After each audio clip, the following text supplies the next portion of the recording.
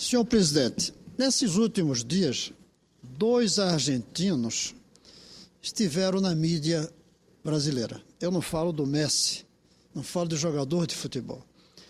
O primeiro, obviamente, foi o Papa Francisco, que, através de sua peregrinação pelas ruas e até mais de uma cidade do Brasil, deixou sua mensagem de simplicidade e sua mensagem de posições muito nítidas. Sobretudo, eu cito, sobre a necessidade de humanizar a economia. Um outro argentino também, menos conhecido do que o Papa, obviamente, também ficou na mídia esses dias por seu discurso, também implicitamente sobre a necessidade de humanizar a economia no Brasil. Esse outro argentino chama-se Jorge Sediak. O senhor Jorge Sediak, ele é o embaixador das Nações Unidas no Brasil. Ele é o diretor do Programa das Nações Unidas para o Desenvolvimento, o PNUD. E nesses últimos dias ele teve em grande destaque por apresentar o cálculo do IDH-M, o Índice de Desenvolvimento Humano dos Municípios. Eu fico feliz de estar aqui falando da fala do senhor Jorge Sediak, porque, embora suspeito, porque eu há muitos anos tenho envolvimento com o cálculo do IDH, em um dos anos participei diretamente com o trabalho meu, e nesses últimos 2 anos eu sou membro do Comitê de Assessoria das Nações Unidas, do PNUD, para o cálculo do IDH. Nós nos reunimos uma vez por ano para definir os rumos, como esses indicadores são calculados. Somos 15 pessoas. Eu sou, então, suspeito, mas eu considero que não exagero quando digo que a maior contribuição da economia no século XX, que mereceria um prêmio Nobel se houvesse da economia relacionada ao humanismo, seria o IDH. Seria o estabelecimento desse IDH, que se deve, sobretudo, a 2 pessoas. A um paquistanês, Mahmoud ul Haq, e a um indiano, Amartya Sen.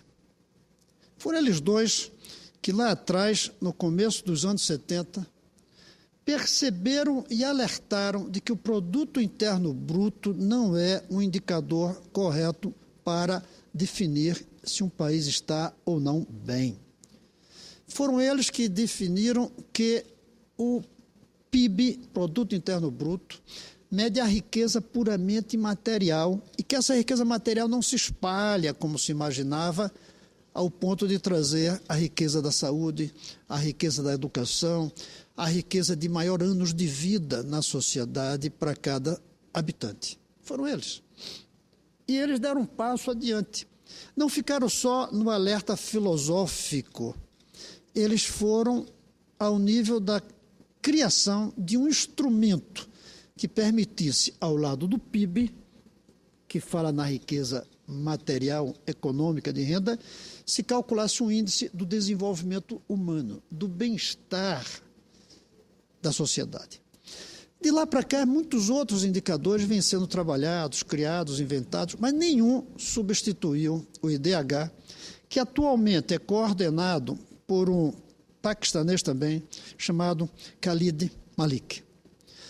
O senhor Khalid Malik, o economista, ele carrega isso com um amor profundo de quem faz um trabalho de missionário. O missionário de alertar, senador Mozarildo, como é que os países estão, não apenas de acordo com a renda, mas de acordo com o número de anos de esperança de vida, de acordo com o nível de educação, de acordo com a situação na saúde, levando em conta também a renda. Por isso, o Jorge Sediak ficou esses dias na mídia, o segundo argentino da semana, mostrando quais foram os resultados para o Brasil do último cálculo. Eu acho que vale a pena a gente analisar um pouco o que aconteceu nesses últimos 10 anos, comparando-se o IDH dos municípios de 10 anos atrás e de hoje. Não há dúvida de que houve uma melhoria no Brasil. Houve uma melhoria de todos os municípios que deram um salto no indicador de desenvolvimento humano para melhor. Nós podemos dizer que havia antes, por exemplo, uma imensa desigualdade entre os municípios. Essa desigualdade continua alta, mas diminuiu. A desigualdade do indicador de desenvolvimento humano entre os municípios mais desenvolvidos e os menos desenvolvidos era assim, ficou assim. Ainda é grande, mas diminuiu. Eu quero repetir que isso significa que a desigualdade no número de anos que se espera viver diminuiu. No grau da saúde, melhorou. No número de crianças frequentando a escola, diminuiu também a desigualdade. Em 1991, cerca de 85,8% das cidades registravam um índice classificado como muito baixo. Em 2010, que é o resultado apresentado agora, esta proporção passou para 0,65%. Ou seja, 0,6% apenas tem um indicador que se pode dizer muito baixo. A longevidade dos brasileiros, segundo o IDH, apresenta nível considerado muito alto, 0,816. 0,816. No quesito da renda, os municípios, na média, registram 0,739, que é considerado não muito alto, mas alto. A área com maior avanço nesses 10 anos foi a educação, mas é a pior situação. Isso eu venho insistindo muito aqui, senador Mozarildo. Quando a gente compara um ano com o outro, o Brasil melhorou. Quando a gente compara esse ano com o que a gente gostaria que fosse, o Brasil não melhorou. Quando a gente compara esse ano com os outros países do mundo, o Brasil não melhorou. E nós não podemos ficar comparando o Brasil de antes com o Brasil de hoje. É preciso comparar o Brasil de hoje com o Brasil que a gente deseja. E estamos muito longe disso. Sabe por quê, senador Figueiredo? Porque, embora a gente melhore assim a educação, as necessidades educacionais, elas aumentam assim. Então, a brecha da necessidade de educação está aumentando no Brasil, não está diminuindo. Mesmo que a gente esteja melhorando, a desigualdade está aumentando. É como se uma pessoa tivesse cada vez mais comida, mas cada vez o estômago fosse muito maior. O estômago cresceria maior do que a quantidade de comida cresce. Então, a fome aumenta. A fome por educação hoje é muito maior do que a fome alguns anos atrás. Porque antes não era necessária tanta educação para se ter um bom emprego, para se produzir. Um escravo, quando chegava ao Brasil, ele só precisava ter o braço forte, nada mais. Você dava uma enxada, ele começava a trabalhar sem nunca ter visto uma enxada. Já na indústria, precisa de habilidade manual. Nós precisamos dos cursos para formar operários. Com as máquinas inteligentes de hoje, com os computadores, não basta mais habilidade manual, precisa ter conhecimento para falar do cérebro para os dedos falarem com as máquinas. Eu cito, e provavelmente estou repetindo aqui, um encontro que tive numa pequena cidade de Alagoas, chamada Maragogi, uma praia, em que eu estava no restaurante, chegaram 2 senhores, trazidos pelo proprietário do restaurante, e disseram que queriam apresentá-los, porque eles eram, senador Mozarildo, investidores estrangeiros que iam investir em Alagoas. Sentaram na mesa e eles disseram, não vamos mais investir, porque não encontramos mão de obra qualificada no estado de Alagoas. Todo mundo sabe disso. O que foi surpresa para mim é quando eu perguntei qual era o ramo deles e eles disseram criação de cavalos. E eu fiz até uma pergunta que não devia ter feito. Qual é o grau de qualificação dos vaqueiros de vocês? E eles me deram uma resposta que eu devia ter previsto. Disse, nós não temos vaqueiros. Nossos cavalos custam 2 milhões, 3 milhões de reais. Nós só deixamos chegar perto deles para cuidar deles direitinho veterinários. E nós queremos veterinários que sejam capazes de ler a bula do remédio. E não só em português, porque os remédios são importados. e nós não conseguimos 10 veterinários para trabalhar conosco. Talvez 1, 2 conseguisse. Desistiram. Veja bem, eles queriam montar aras e não encontraram mão de obra qualificada. Imagine se fosse para colocar uma empresa de criação de software. Então, a brecha está aumentando. E é isso que o IDH mostra. Nós estamos melhorando, mas não estamos melhorando suficientemente. É interessante também lembrar que a melhora que nós tivemos nesses últimos 10 anos foi menor do que nos 10 anos anteriores. Porque nos 10 anos anteriores, 91 a 2000, o Brasil estava tão ruim, que não foi tão difícil melhorar um pouco, sobretudo na renda, graças ao Plano Real. De 2000 para 2010, nós melhoramos, sim, graças à Bolsa Família, graças ao aumento do salário mínimo real, que realmente foi concedido no governo Lula, de tal maneira que a evolução foi de 18% na média do IDH em 2000 a 2010 e tinha sido 24,4% entre 91 e 2000. Mas o que puxou para baixo foi a educação. Embora, veja bem, embora a educação tenha sido o que melhorou mais, ainda continua sendo pior. E é preciso dizer aqui, o IDH não mede a qualidade da educação. Nós não descobrimos ainda como colocar o casamento, e a gente conversa isso nas reuniões do painel lá dos 15, como casar o PISA, que é um indicador calculado na Europa da qualidade educacional, com o IDH, para reter um índice que leve em conta também a qualidade. O que melhorou no Brasil, e eu me orgulho de dizer que acho que colaborei com isso, graças à criação da Bolsa Escola no Distrito Federal, levada para o Brasil em 4 milhões de famílias por Fernando Henrique, por Lula em 12 milhões, e depois com a presidenta Dilma, que chegou a 15 milhões de famílias, eu me orgulho de dizer que nós ajudamos a melhorar o índice de crianças na escola, que é o que mede o IDH-M, Índice de Desenvolvimento Humano dos municípios. Porque, mesmo sendo a área que mais avançou, também é a que puxa a nota global dos municípios para baixo. O desempenho do país na educação ficou na faixa de desenvolvimento médio, enquanto a renda e a longevidade receberam, respectivamente, as qualificações alta e muito alta. Veja, no aumento da esperança de vida, chegamos ao nível dos países muito alto, embora lá embaixo dos muito altos. No da renda, chegamos ao alto, embora lá embaixo. Aliás, nem tão lá embaixo. Agora, no que se refere à educação, nós não chegamos a alto, nós estamos em médio. Nós estamos, então, classificados com uma imensa quantidade de países subdesenvolvidos. Nós estamos no bloco dos subdesenvolvidos, dos atrasados. O que vale a pena a gente dizer é que o IDH-M utiliza apenas indicadores que aferem os anos de estudo, a frequência e os anos de estudos, sem levar em conta a qualidade do ensino ministrado. Se a avaliação considerasse também o resultado dos exames que medem a qualidade, por exemplo, de português e matemática, o índice ficaria muito feio. Eu não estou falando de física, eu não estou falando de química, eu estou falando de noções de português e de matemática. É o que se chama o analfabetismo funcional que caracteriza o Brasil.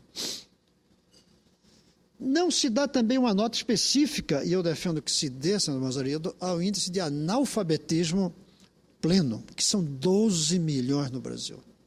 Se a gente colocasse isso separado, porque ele entra indiretamente na medida em que se conta o número de anos de escola. Os analfabetos tiveram 0. Mas eu acho que analfabetismo tem que ser visto do ponto de vista dos direitos humanos. Você não ser capaz de entender letras é como se não tivesse remédio. A longevidade biológica não mede plenamente a uma pessoa, sua inserção na sociedade, se não vier acompanhado também do tamanho da sua capacidade de ler o mundo. Um analfabeto que vive 90 anos, de fato, ele viveu menos plenamente do que um que tem educação plena. Além de que a gente sabe que a longevidade depende da sua educação. Uma pessoa analfabeta pode até ver muito, mas na média não vive tanto. Basta ver os acidentes de trabalho nas construções. Grande parte deles é porque o trabalhador não soube ler. Cuidado, abismo na frente. Tem muito isso. Grande parte dos que são mordidos por cachorro é porque não souberam ler. Atenção, cachorro bravo. Tem gente que morre de intoxicação porque não soube ler o que era a comida. Nem falar do remédio, porque aí nenhum de nós entende direito. Então, a qualidade não é medida. Para ter uma ideia, mesmo melhorando, menos da metade dos jovens concluem o ensino médio. Apenas 41% dos adultos entre 18 e 20 anos terminaram essa fase de estudo. Melhoramos, porque 20 anos atrás, essa percentagem era ainda mais baixa. Mas não vamos nos contentar com essa melhora que nos deixa numa posição ridícula. Menos da metade termina o ensino médio. Esta alta evasão implica que poucos terão chance de chegar à universidade. Algo grave para um país que precisa de mão de obra qualificada para sustentar seu crescimento. E aí, vamos ver mais um ponto, que mostra que o IDH ainda não consegue atingir bem olhando no longo prazo. A renda nossa já faz parte da alta, mas se nós não tivermos um processo de educação, em breve nós estaremos mais abaixo do que estamos hoje. Porque a educação é fundamental daqui para frente para produzir riqueza. Antes, o que produzia riqueza era a terra. A terra fértil, ou com ouro, dava riqueza.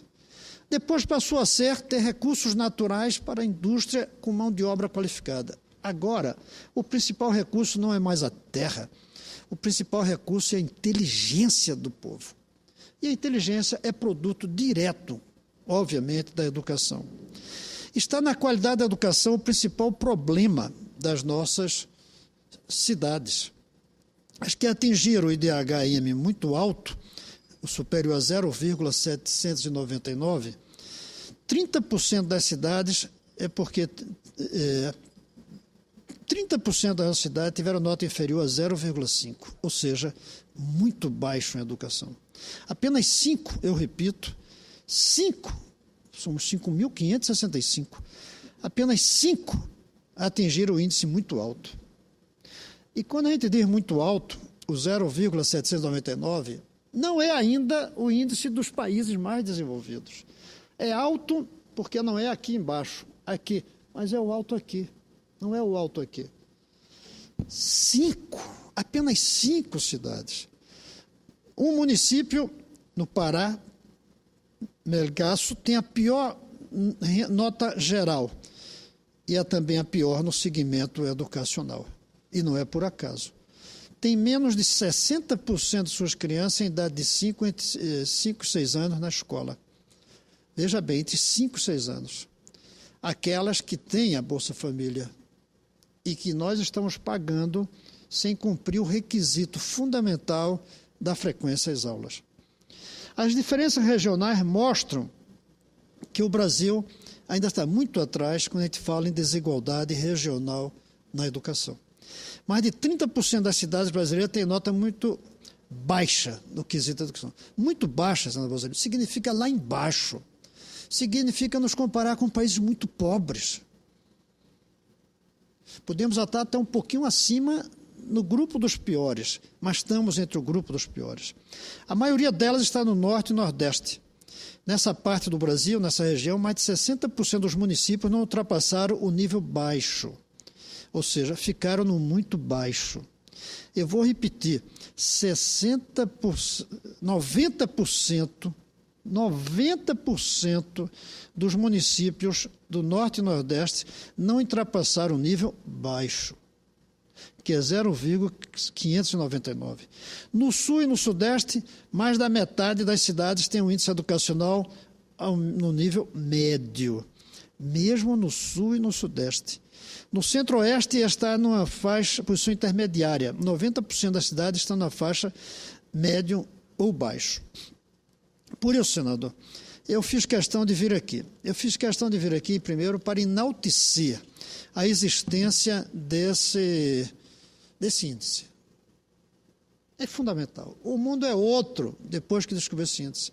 É interessante, nós que estamos envolvidos com eles, como sabemos, a quantidade de reação que chega lá na sede em Nova York, que calcula isso, de todos os países descontentes com os índices, inclusive o Brasil no ano passado. Alertou. Não é à toa que o Jorge Sediak foi notícia nessa semana, porque o país recebe isso no mundo inteiro, cada país assustado. Os presidentes ficam assustados na véspera da divulgação do IDH de seus países, porque eles sabem que o povo percebe, cobra. E no Brasil a gente costumava dizer que era a sexta potência econômica e esquecia de dizer que somos das últimas potências, entre aspas, sociais e especialmente educacionais. O IDH nos desperta. Então eu fiz questão de vir enaltecer a existência desse indicador que as Nações Unidas, através de seu órgão PNUD, Programa das Nações Unidas para o Desenvolvimento, estima. E que eu tenho orgulho de fazer parte do grupo de assessores internacionalmente deles.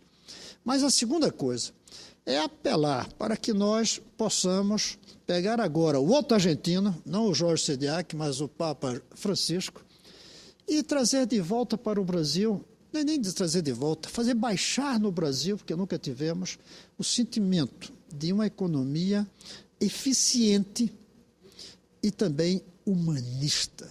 A eficiência só vem da educação e o humanismo só vem da educação igual.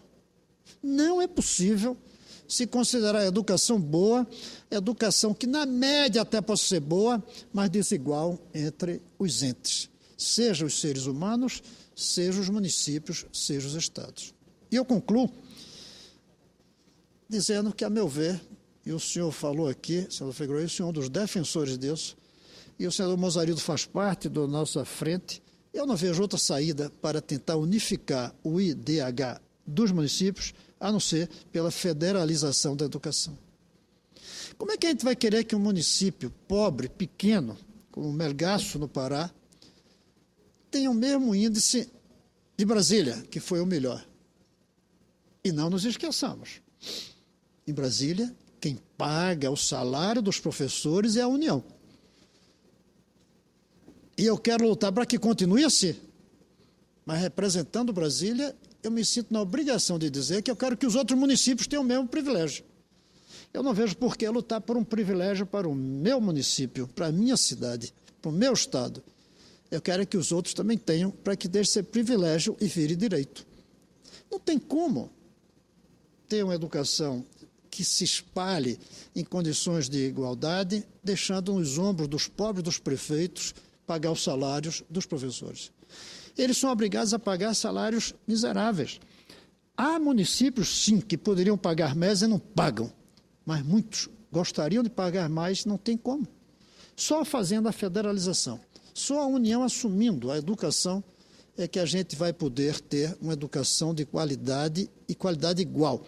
E só fazendo isso é que a gente vai poder se orgulhar, e eu espero que não daqui a muito tempo, que o nosso IDH seja compatível com os melhores do mundo e que dentro do Brasil eles sejam bem próximos uns dos outros, sem a desigualdade que nós temos antes. Que nós temos antes e que nós continuamos tendo hoje, embora menorzinha na desigualdade. É isso, senhor presidente. Senhor senador Cristóvão Buarque, é um prazer renovado ouvi-lo. Quando ouço Vossa Excelência, eu realmente sinto que no Brasil, homens como o senhor estão fazendo muita falta. Precisa pensar mais no Brasil. É o que Vossa Excelência faz a toda vez que sobe essa tribuna para significar que é a educação o meio mais importante para se pensar no futuro do nosso país. Mais uma vez, o meu respeito e meus cumprimentos a Vossa Excelência. Muito obrigado. Com a palavra...